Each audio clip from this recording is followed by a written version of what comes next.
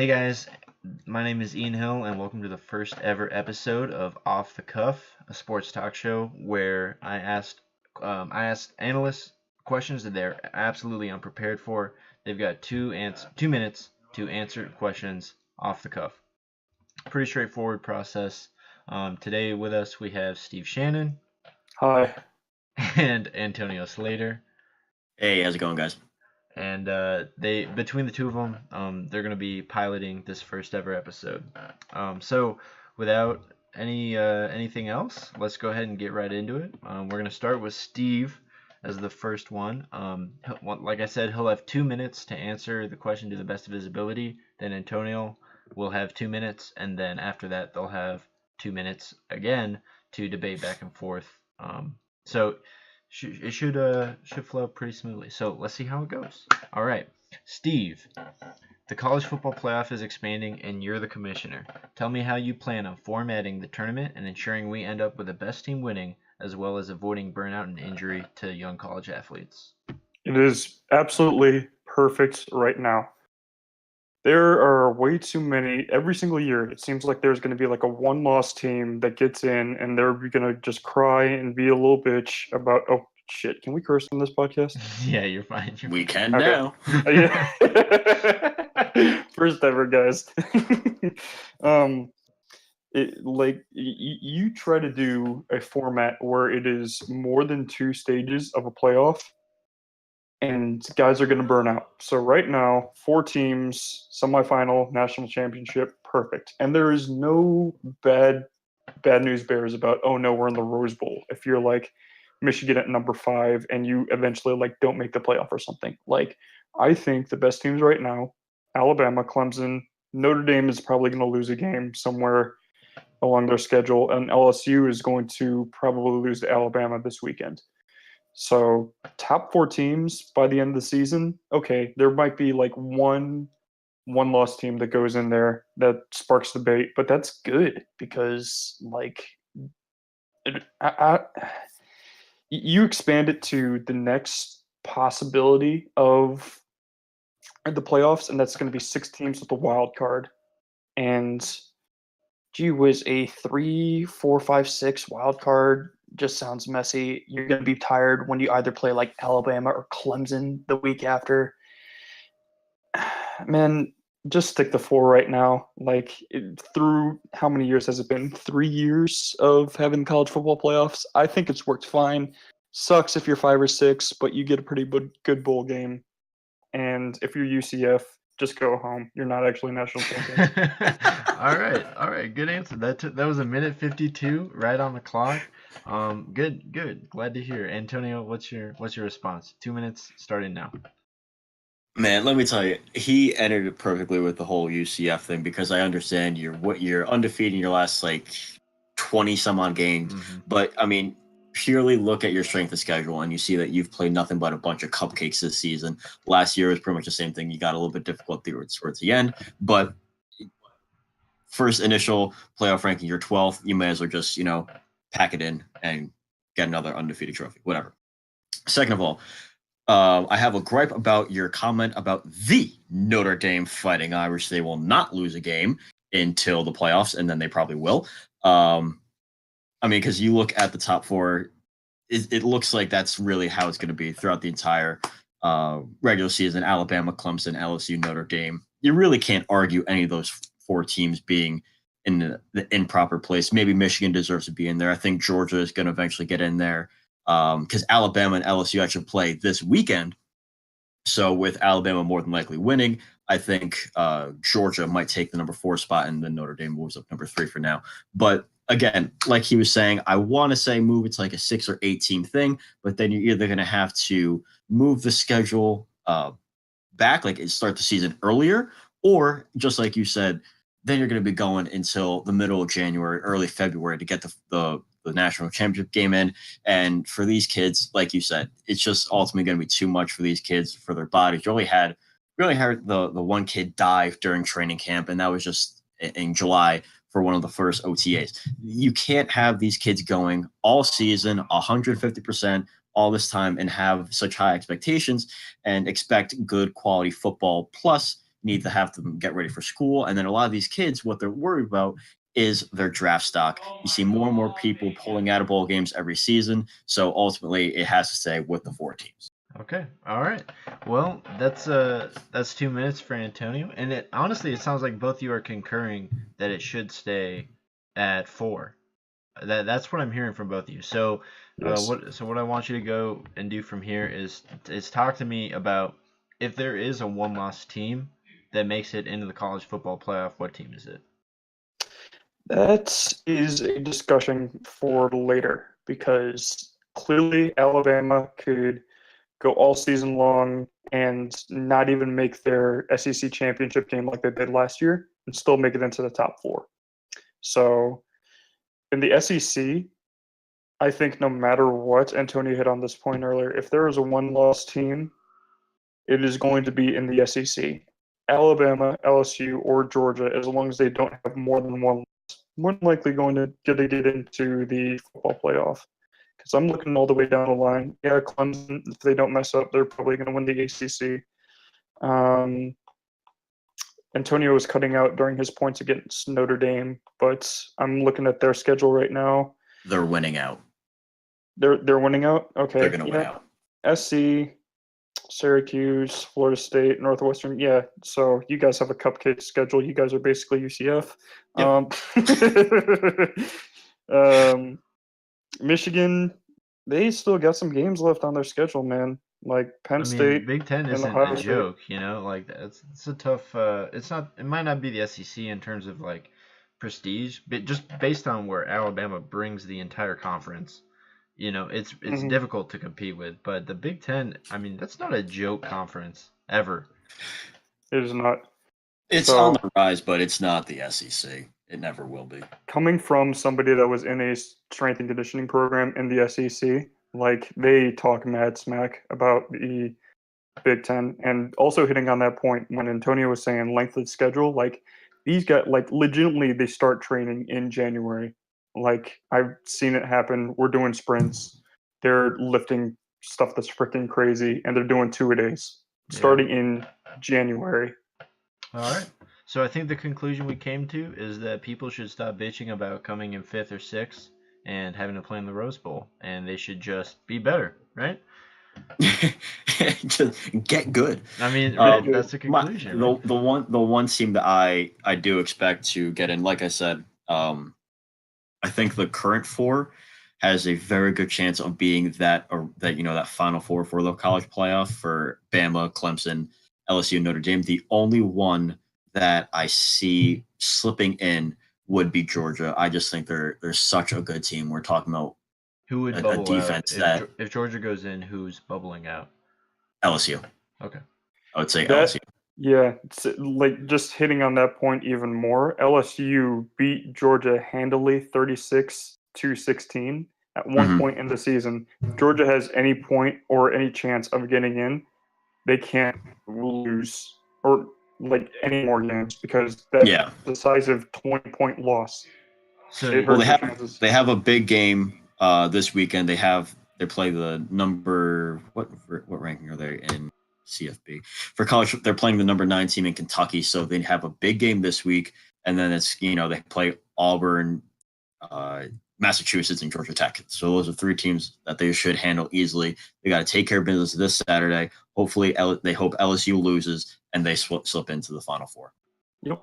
It'd be interesting to see. Either way, you guys both think 2 SEC teams make it. Yes, guaranteed. 2 SEC teams, 4 total teams in the playoff. That means no Big Ten team, right? Nope. All right, let's carry on. Question number 2, we're going to start with Antonio, and then we're going to go to Steve. This is about the NFL. Antonio, which NFL team is a sleeper pick for a deep playoff run?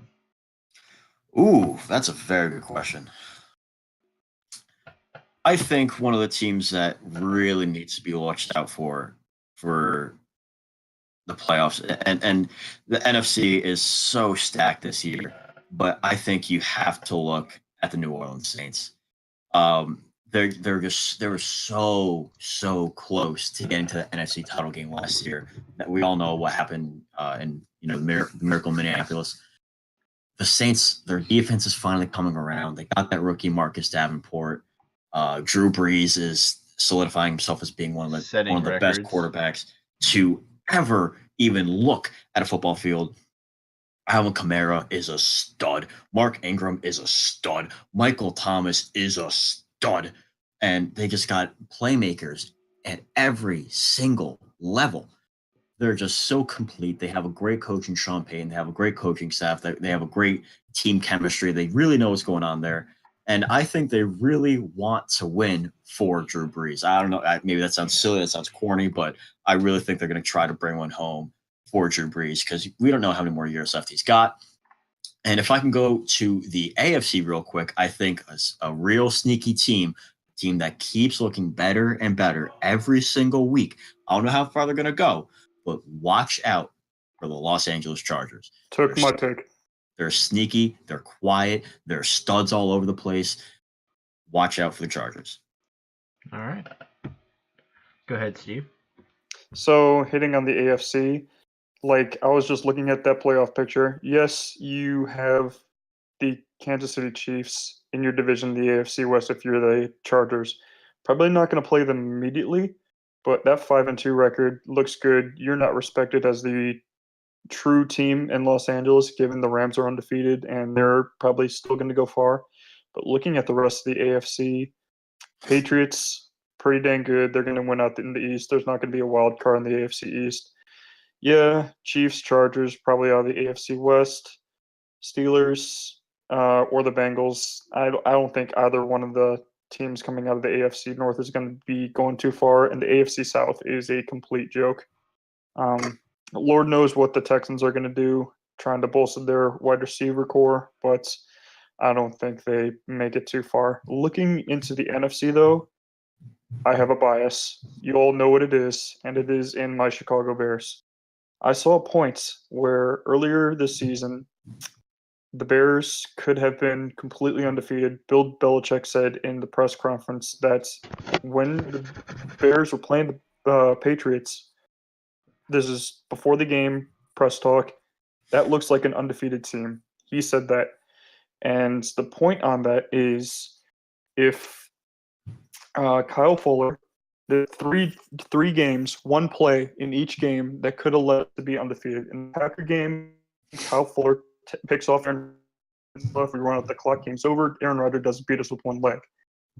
Then we are going to the Dolphins game. Literally just make. You should not have lost that game. Yeah, we shouldn't have lost that game. So going to the Dolphins game, second half just gave the game away. Like any win, specifically Steve is breaking and up it's for me. done. Sorry, I'll repeat that point. Okay. So Bears, Dolphins, make the kick in overtime. You win. Patriots, Bears, one more yard. That was ridiculous. You get into overtime. You get into overtime against the Patriots. So that is 3 games. Bill Belichick hit the nail on the head when he said Packers, Dolphins, Patriots. One play decided each of those games. And I look at the rest of the NFL standings and specifically the NFC. NFC East is always up for grabs, and it's unpredictable as heck. NFC East sucks. Yeah. NFC West, Rams will win. I'm praying that we beat the Vikings. The Packers are, I don't know what they're going to do. Lions, everybody, Lions are just trading everybody. Matt Patricia, I think, is an overrated coach. And Saints, Panthers, those are the 2 teams coming out of the NFC South for the playoffs. All right. Well, went a little bit over 2 minutes there, but no, it's good. So from what I hear, you guys agree on the Chargers, and you dispute in the NFC though. So, and Antonio, can you speak to me more about how the Saints at 6-1 are a sleeper pick, and then Steve, you kind of already went in on selling me on the Bears. So if you just want to kind of counter that, Antonio, I'll give you a minute. Yeah, I mean, I know at 6-1, they're not necessarily a sleeper. They're the number 2 seed in the NFC right now. but it's shocking how it's 6-1. I feel like they're not really getting talked about. Because everyone right now, there are two teams in the NFL that are getting talked about. Really, there are three. There are the Rams, there are the Chiefs, and there are the Patriots. The Patriots get talked about because they've been doing this consistently for the past 3,000 years. The Chiefs get talked about because they're the most exciting team in football, and Pat Mahomes is looking like the GOAT right now. And the Rams, they're just smacking around everybody. They're 8-0. They got all these studs. They're trading for more people. They just traded for Dante Fowler. They're the Golden State Warriors at this point. So I'm just saying, this: if there is a team that can knock off the Rams outside of that top three discussion, correct. Okay, if there is a team that can knock off any of those guys, it's a New Orleans Saints. Yes, to your point, Steve, the Chicago Bears are looking significantly better than last year. And when you get a guy like Khalil Mack, that's going to happen. You see some maturation in Mitchell Trubisky, who you hope is finally coming around. But I can't take a team seriously if you lose to Brock Osweiler. I can't take you seriously. I will not take you seriously. It just won't happen. Also, I have some question marks about your ultimate strength of schedule, but I do think in a couple years you will have something special there. But quite frankly, even though technically right now you are in first in your division, I still think you are the third best team. I think the Vikings are the best team. I think the Packers will come around once Aaron Rodgers finally gets healthy, and I think the Bears' offense just isn't quite there yet. You need more pieces. You need more weapons. And I think you need better play out of Trubisky, even though I was just saying how he's getting better. He needs to take that next step forward. To become a contending playoff team. Correct. To be in that Saints, Rams, Chiefs conversation. What year is this for Trubisky now?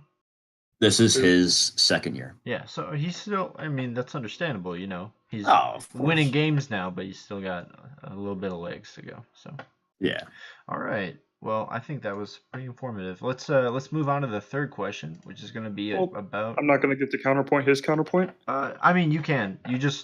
Sure, you can. You just ran over a little bit on time, but yeah, really quickly. All right. I just told you 3 reasons why the Bears should be undefeated, and you say we're the third best team in our division? That's correct. All right. Okay. Next question. Okay. Like I said, we'll kind of see how this ages, right? Will it be a fine wine or a stinky cheese? I guess we'll find out. All right. Yeah. Let's go into that third question. Gonna start with Steve on this one. In Major League Baseball, the Boston Red Sox have won the World Series again, behind the back of some dominant pitching, frankly. At the end of Game 5, Clayton Kershaw said that he was outpitched by David Price. Clayton Kershaw's contract is set to expire, and I want to know if he will stay in LA with the Dodgers. If not, which team could make a run with Kershaw that wasn't quite ready to do it this year, but with the addition of Kershaw is going to put them in the World Series, in World Series contention. Go ahead, Just Steve. to clarify on baseball, I'm not totally aware of his contract. So is it ending this year, or is he a free agent this year? He can opt out. He and the team can decide to mutually part ways after this season. They just extended the deadline to, I want to say, Saturday, where they can negotiate whether or not they want to continue their partnership, or because there's options in there. And if they decide to opt in, I believe he has 3 more years as a Dodger. If not, he becomes a free agent. Yep. So Clayton Kershaw is in a LeBron James contract situation where, honestly, he should opt out. And this is either if he wants to stay in Los Angeles, gets more money, soak it up, you love LA, or go to any other team. So there is no reason why you should opt in to a contract and be limited to the amount of money that you are given if you are Clayton Kershaw. I do think the Dodgers are the best team in terms of wanting to win. You went to 2 straight World Series, man. It stinks that you lost in both of them, but third time's a charm. I don't know if you'll even make it to the World Series, but if you do, and you re-sign Manny Machado, that you are still a great baseball team. You go to any other division, you try to go to the Central, to the Brewers, Cubs, Cardinals, that's going to be a mess, even trying to get into the playoffs. You could go to an NL East team. There's a lot of teams that choke down the stretch that could probably use some better pitching. AL West, that's a surprisingly strong division. Central, I was looking into the Detroit Tigers, and they have just a ton of cap space. They're in the discussions. I know, very small discussions for Bryce Harper. They could sign a stud. Sign a stud, get a lot of money, get somebody to go to Detroit. Same thing for the Royals. They have, I'm pretty sure, plenty of money. Yeah, but they're not doing anything. Yeah, they're not going to be doing anything. White Sox, you still have Kopech as your number one guy. And it's completely pointless trying to go to the AL East and become a winning pitcher. All right. So your opinion, at the end of the day, is that he should opt out of his contract but stay a LA Dodger. Or chase money. If you're Clayton Kershaw, you could be happy in Los Angeles, try to get a bigger contract in LA, go anywhere else to chase money if you think that your career is over. But opt out of your contract 100%. Okay. All right. Antonio, what are your thoughts on that? Steve says 100% opt out. I say you 100% opt in, Clayton Kershaw. You look at the details of his contract. So I'm actually looking at it right now. He would have 2 more years if he decides to opt in. If he opts in 2019 as a 31-year-old, he will be making $32 million. And in 2020 as a 32-year-old, he'll be making $33 million. So if he opts out, he'll be leaving $65 million on the table. A pitcher in his early 30s with the recent injury issues that he's had, there is no way, even if you are Clayton freaking Kershaw, that you'll be making $30+ million per season. It just will not happen. I will be shocked if he opts out. If he decides to, hey buddy, why don't you come on down to New York? Wear the orange and blue. Why not? Good luck. Thanks. You'll be paired up with the number 1 pitcher in all of baseball right now, Jacob deGrom. You'll have Noah Syndergaard backing you. You'll have a young core with a solid lineup. You have Brody Van Wagenen, who just said that he wants to spend money this year. Now, this is not happening. I'm talking all hypotheticals. Well, okay, but seriously, are the Mets actually the best situation for him to go to? Like, if Clayton Kershaw... No. Oh, God, no. Okay, yeah. Well, okay, Lord, that's no. what I'm saying. If Clayton Kershaw goes... like, what team does he go to that it makes them World Series contenders?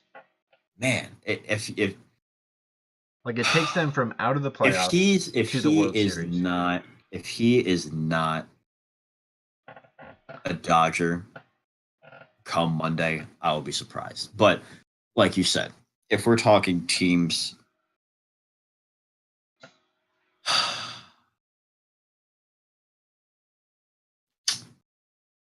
it's an excellent. This is just something that I'm not even considering because I just don't see it happening. The one team, and I'm going basically just by the area.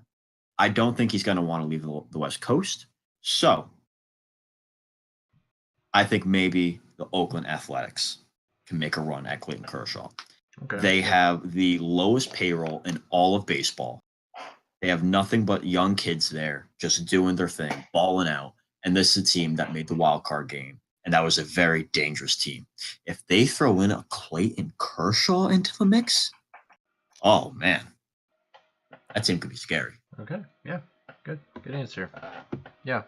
I agree. Steve, you got a counter? I do have a counter. Go ahead. So there's no way in hell he's going to the Mets when they don't have any... Oh, I know he's not going to the Mets. Okay. No run support. You try to make I do think that... He's not... I was speaking in... Dreaming. Oh, Yeah. like Yeah. parallel dimension hypothetical. I got Yeah, you. of course. All right. So I But want to build on my and just to counter onto your point, there's no way Detroit or Kansas City will go after them. They've already pretty much sold their fan base that they're going to be rebuilding for the next 2 to 3 years. So Detroit and Kansas City will not be signing any major free agents. So Clayton Kershaw has the opportunity to go to any team with a lot of money, sell jerseys, get money, retire happily, do whatever you want. If you opt out of your contract with the Dodgers, that you can still re-sign with the Dodgers with the full intent of winning. What I mean by that is Antonio gave a really big number. You don't have to sign for that much money. You could reconstruct your contracts to get a pay decrease and try to get another piece on that team and win the World Series.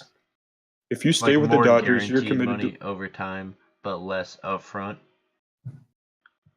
Either way, like if you just take any sort of pay decrease with the Dodgers, trying to be selfless, knowing that you could win a World Series and put that in your resume and try to get into the Hall of Fame. He is a Hall of Fame pitcher. Oh, he's already in there. Yeah, if you get a World Series ring, that makes your career. Yes, you could have money right now, or you could have another guy on the team that helps you finally push through and win the World Series. Clayton Kershaw's decision is massive in terms of potentially who can win the World Series this year. Who comes out of the NL? Will it be the Dodgers coming out with somebody else, re-sign Manny Machado, get one more guy? I don't think they're going to get Bryce Harper, but like some more meat in their rotation. And speaking of Manny Machado, he also pretty much said on Instagram today that he's not going to the Dodgers. Oh, really? Yeah.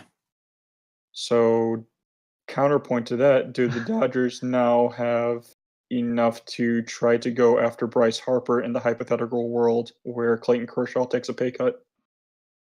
For sure. Okay. Yeah, I do think the Dodgers will be in that 4 or 5 team scenario where the hunt. They're in that final loop for Bryce Harper. Okay. All right. Interesting stuff. Let's move on to the fourth question. This one goes to Antonio first, and it is about the NBA. It's more specifically about by far the most popular team in the league, the Los Angeles Lakers. I just want to talk about how LeBron and the Lakers, they're essentially committed. They're socially committed for what feels like 2 years. No matter what the contract says, he can't quit after 1 year. It's a guaranteed 4 years for LeBron. Oh yes. Okay. So there's no opt-out. Okay, they could trade him. Magic has said that after 2 years, if they aren't successful, then he'll resign. Like that, he's been very open about how it's either win championships or go home. So LeBron and the Lakers, I want to talk about it. LeBron is on the Lakers. He's committed. What are 2 moves that will take the Lakers from pretenders to contenders, right? Because they've got to make some trades. I don't think it's going to happen this year with this roster. I don't think it's going to happen next year with this exact roster. So what are 2 moves that you can see them making that, who can LeBron convince to come over for the LA Lakers? So, I think it's not going to happen because there's this team out west. I don't know if you've heard of them. They're very sneaky, very underrated. It's called the Golden State Warriors. They're probably just going to win every game they play the rest of the season, probably for the next 3 years because they're just unstoppable. And Kevin Durant just keeps re-signing, so there's no point of even trying.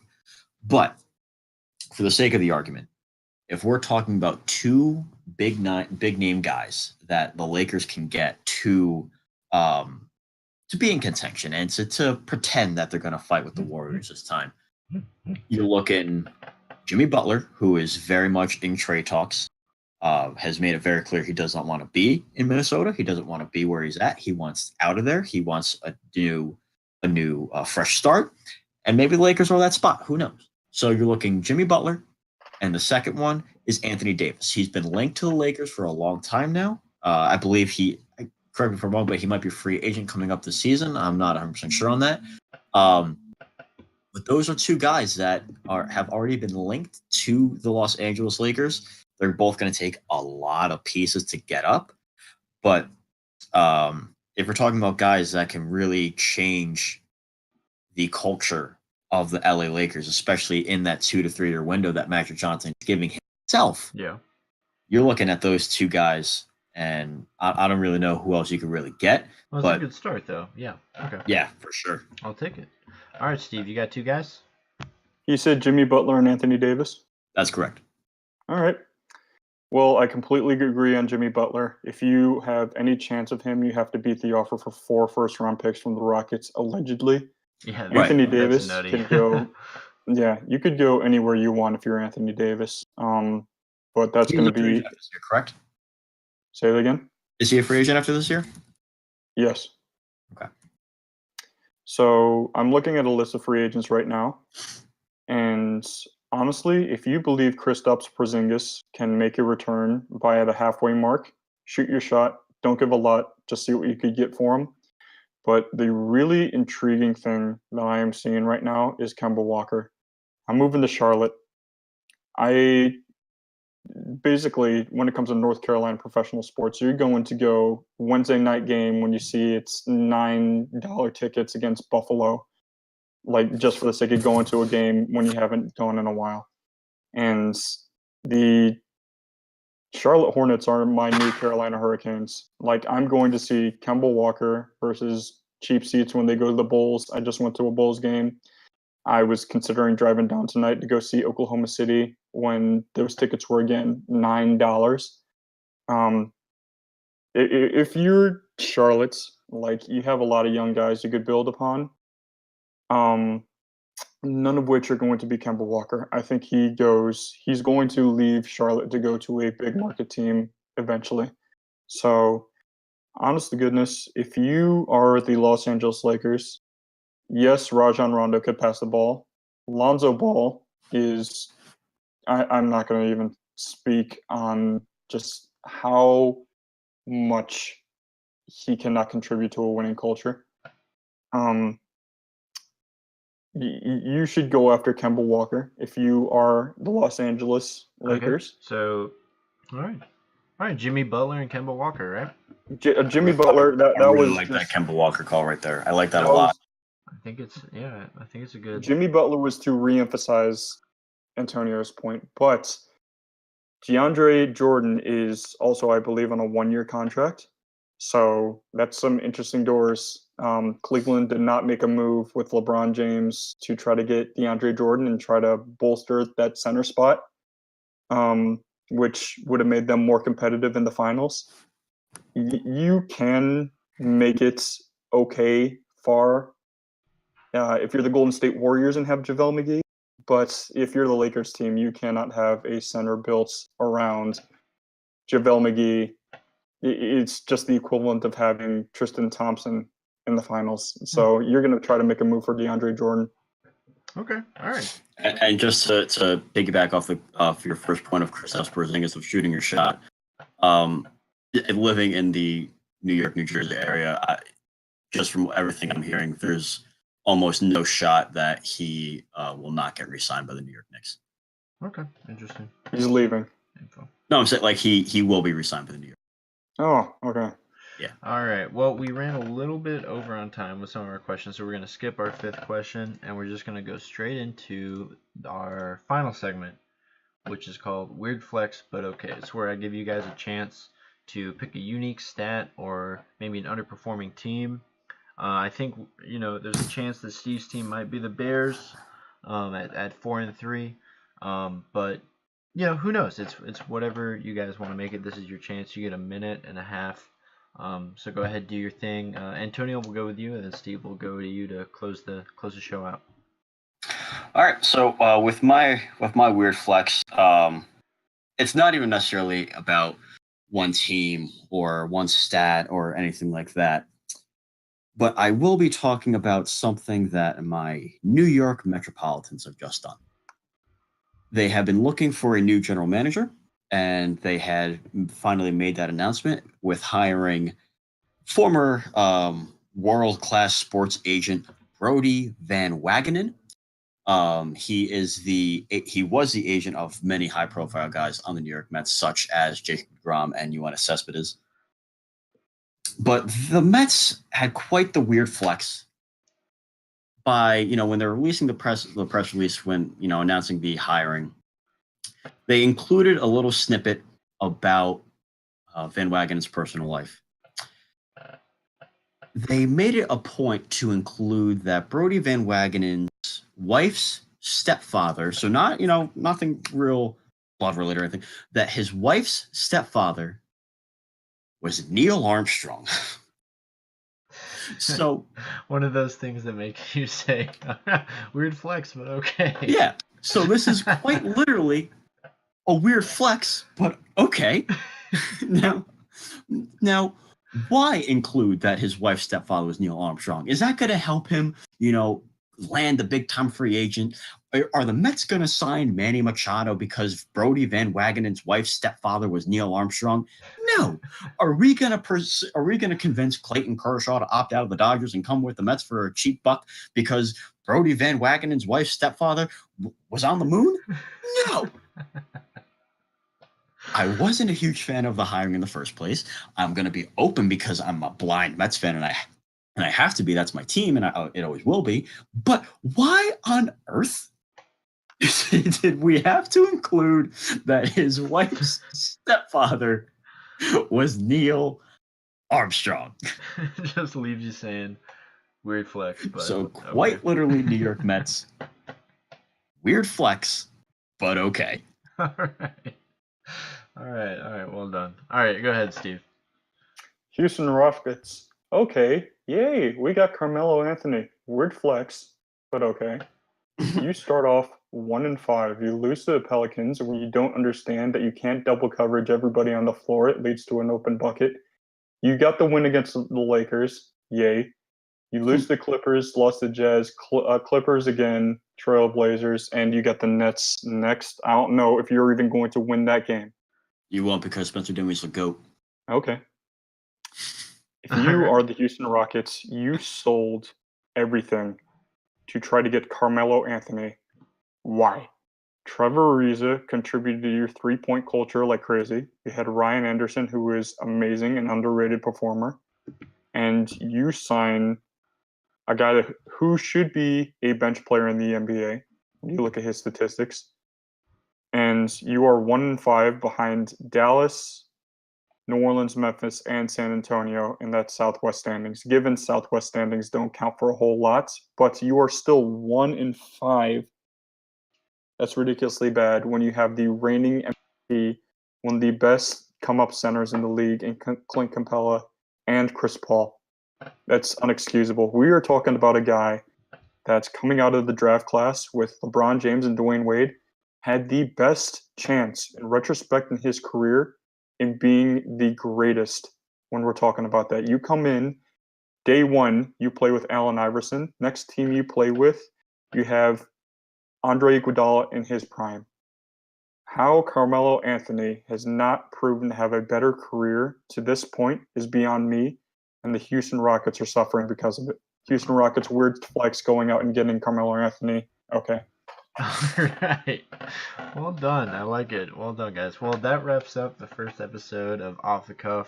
I don't know. Did you guys tell me? Did I throw you off with any of these questions? I don't know. I like improv. I wasn't expecting the Kershaw question. Okay, there you go. How about you, Steve? I like improv. Yeah, cool. All right, cool. Well, I hope you guys liked it. I hope you guys enjoyed participating, but also for anybody listening, I hope you enjoyed that as well. Some lively debate and discussion, and hopefully we'll be back in the future with another episode. We'll see how it goes. Thanks, guys. All right, bye.